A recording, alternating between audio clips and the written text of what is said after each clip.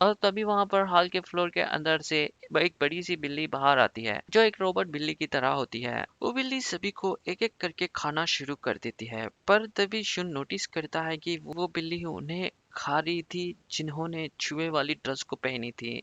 इसके बाद शुन जल्दी से सभी लोगों को चूहे वाली ड्रेस निकालने को कहता है, लेकिन तभी अचानक से शुन को एक घंटी दिखाई देती है जिसे उसे बिल्ली के गले में पड़ी हुई बास्केट रिंग में डालना पड़ता है। डालते ही यहाँ गेम खत्म हो जाता है। तभी स्कूल का बेस्ट बास्केटबॉल प्लेयर उस घंटी को वहां बिल्ली के रिंग में डालने की कोशिश करता है, पर तभी वो बिल्ली उस घंटी को अपने हाथ से रोक देती है और उस लड़के पर उस घंटी को फेंक कर उसे मार देती है और उस लड़के की बुरी तरीके से मौत हो जाती है। और फिर इचिका भागते हुए डिसबैलेंस होकर गिर जाती है और वो बिल्ली इचिका को देख लेती है। वो उसे खाने के लिए आगे बढ़ने लगती है, पर तभी शुन इचिका को बचाने के लिए वहां चूहे वाली कॉस्ट्यूम को पहन लेता है ताकि बिल्ली इचिका को छोड़कर उसके पास आ जाए। चूहे वाली ड्रेस को पहनकर शुन को एक और खास बात पता चलता है कि इस ड्रेस को पहनकर वो उस बिल्ली से बात कर सकते थे।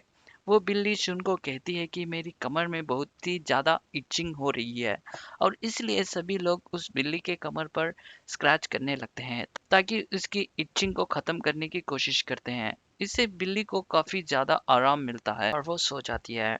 इसके बाद वो सभी लोग उस बिल्ली के कमर से उतर कर उस घंटी को बास्केटबॉल रिंग में डालने की सोचने लगते हैं, पर तभी इस चीज को लेकर वहां खड़े दो लोगों में लड़ाई हो जाती है। इस शोर से बिल्ली उठ जाती है और सभी को फिर से मारने लगती है। तभी शुन और इचिका एक प्लान बनाते हैं और ये दोनों उस घंटी को और एक बास्केटबॉल कप को कपड़े में छुपा देते हैं ताकि वो बिल्ली कंफ्यूज हो जाए। पर तभी वो बिल्ली शुन के कपड़े में छुपा हुआ बास्केटबॉल देखती है और इसलिए वो शुन पर ध्यान नहीं देती और इचिका को बॉल डालने से रोकती है। लेकिन यही तो शुन का प्लान था। उसने घंटी को बास्केटबॉल के साथ छुपा दिया था। शिन मौका देखकर उस बॉल को बास्केटबॉल रिंग में फेंकता है और वहां उसका निशाना नहीं लग पाता और वो उस घंटी को रिंग से टकराकर नीचे गिरने ही वाली होती है। तभी स्कूल का सबसे ताकतवर और खतरनाक लड़का अमाया वहां पर आ जाता है और उस गिरते हुए घंटी को पकड़कर उस रिंग में डाल देता है, जिससे यहाँ गेम यहीं पर खत्म हो जाता है।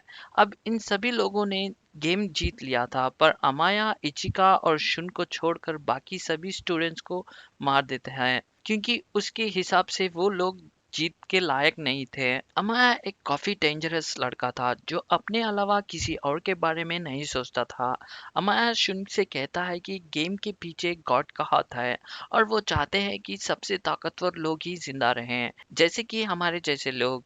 इसके बाद बिल्ली के मुंह से एक स्लीपिंग गैस निकलती है और तीनों बेहोश हो जाते हैं।